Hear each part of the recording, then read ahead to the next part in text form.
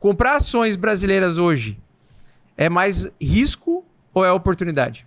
Bom, essa é a pergunta que eu recebo todas as semanas. Eu tenho aí dezenas de milhares de seguidores que me lembram disso todas as semanas.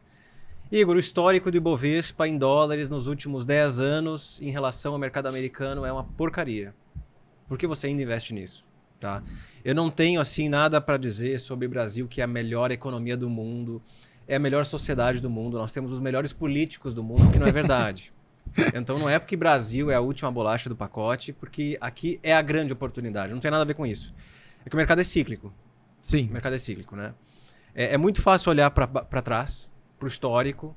Realmente o histórico do mercado brasileiro nos últimos 10 anos é um lixo. Mas nós já tivemos históricos muito bons. Períodos de grande alta. Tá? Sim.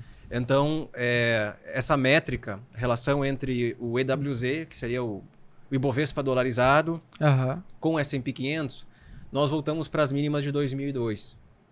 Então, de 2009, 10 até 2025, nós só perdemos para o mercado americano. Só que não foi só Brasil, foi praticamente o mundo inteiro. E não é porque Brasil, nesse período, patinou, porque de fato nós patinamos. O mercado global, em relação aos Estados Unidos, patinou, porque foi um período de excepcionalismo americano. E essa tem sido uma expressão repetida inúmeras vezes nas redes sociais nesses últimos meses, desde a eleição do Trump. O excepcionalismo americano vai continuar. Então foi um período muito forte para os Estados Unidos. Uhum. Ele bateu quase todos os mercados ao redor do mundo. Pega o europeu, pega o asiático, pega o chinês, emergentes, brasileiro. Então a gente é só mais um num mar de mercados que não foram bem. Sim. Então quando eu falo assim, Brasil, eu tenho uma carteira com grandes investimentos em Brasil. Não é porque aqui tá uma maravilha. Sim. É porque no mundo existiu um ciclo que começou ali por 2010, 2011, que se estende até o momento onde Estados Unidos dominou absolutamente tudo. Por dois fatores. Primeiro é um mercado muito dinâmico e segundo, o dólar forte. Então, outra coisa que os meus seguidores me lembram todas as semanas. Nos últimos anos, o dólar só sobe, realmente. É de 3 para 4, 4 para 5, 5 para 6.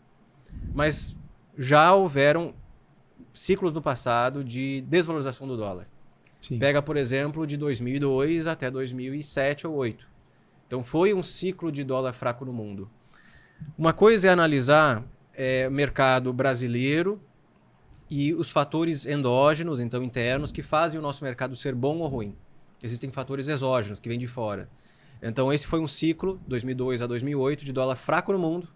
E depois isso reverteu após a crise de 2008, a crise do subprime, que veio para remodular as coisas. Sim. Aí de 2011 mais ou menos até hoje, dólar forte.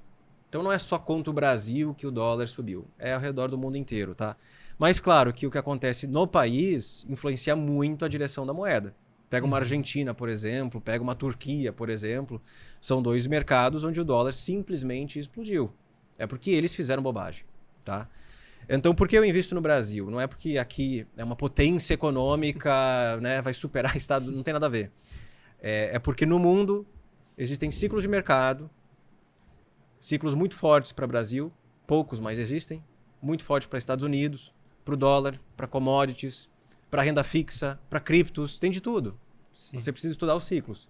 Então, olhando para trás, realmente, não faz sentido nenhum investir em Brasil. Mas olhar para o retrovisor, eu acho que é um grande erro para quem é investidor. E como está a sua carteira hoje? Porque o Warren Buffett já falou, né? Nunca aposte contra os Estados Unidos. Exatamente. E já deu para ver que a sua posição da sua carteira, provavelmente a maioria está em Brasil. Sim. Mas você investe em alguma coisa? Assim, primeiro falo que você tem aqui do Brasil e se você investe em alguma coisa além disso. Tá, é que hoje nós temos uma facilidade para comprar, diversificar, transferir dinheiro muito fácil, né? Muito, muito grande. Então, eu lembro quando eu comecei a investir em 2013... Para eu comprar uma ação, eu tinha que ir lá no banco, transferir dinheiro do banco para a corretora deles e aí eu quero comprar X ações lá. Hoje é muito simples, então em questão de 10 minutos eu transfiro o dinheiro para fora do Brasil, eu compro ações, ETFs.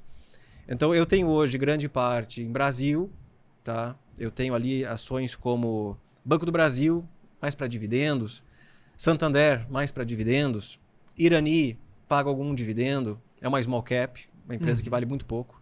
Simpar, super sensível a juro, Então, dependendo do ciclo de juro no Brasil, dá para especular alguma coisa. Tem o Cosan também, que foi uma grande decepção no fim do ano passado.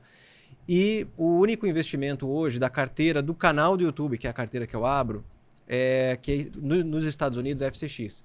A FCX é uma mineradora de cobre. Então o cobre está numa tendência de alta desde 2002. Essa tendência ela foi desafiada nas últimas semanas com todas essas notícias relacionadas a tarifas. O cobre corrigiu porque o mercado citava risco de recessão nos Estados Unidos, né? E o cobre conseguiu recuperar quase 70%, 80% da correção, né?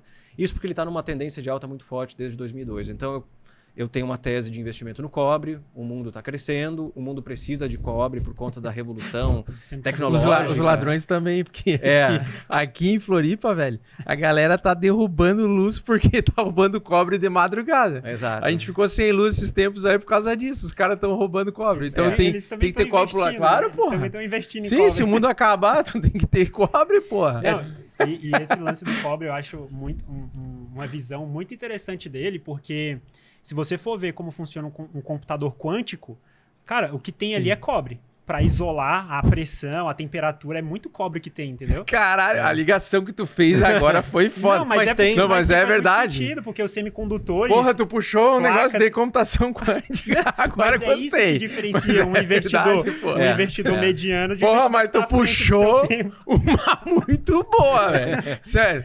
Vai. Os carros elétricos, a mesma coisa, precisam de cobre, né? Então, essa revolução da energia renovável, ela demanda bastante cobre. Pô, eu preciso do meu cobre, eu preciso de cobre pra fazer meu computador quântico. Foda-se, eu quero fazer um cálculo pra quebrar o Bitcoin. Mas, assim, é uma carteira que ela pode mudar muito rápido, né? Então, eu comecei no mercado o investidor fundamentalista. Ou melhor, analista técnico. Eu gostei da tal da análise técnica. Então, o primeiro livro que eu li foi As Ondas de Elliott. Putz. E eu achei... É uma merda. Eu achei Mas muito... isso é polêmico, porque muita gente vai falar, não, Elliott funciona. Então, eu achei muito subjetivo. Muito subjetivo. Hoje, com a inteligência artificial, talvez seja um pouco mais simples, mais fácil. Você joga um gráfico lá... Acho que nem a IA vai saber interpretar qual é a onda. Pois é, eu achei subjetivo. Achei muito difícil encontrar ali, não tem como, cara. A onda não é impossível. E aí, com o tempo, eu fui migrando para análise fundamentalista, que é analisar ações, aquela coisa, o fundamento...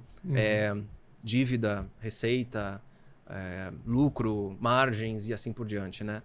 Mas nos últimos anos eu perdi o interesse por esse tipo de tópico. Eu acho que eu preciso fazer um estudo muito extenso do negócio. Eu acho que funciona, a análise fundamentalista funciona para quem gosta de investir em ações.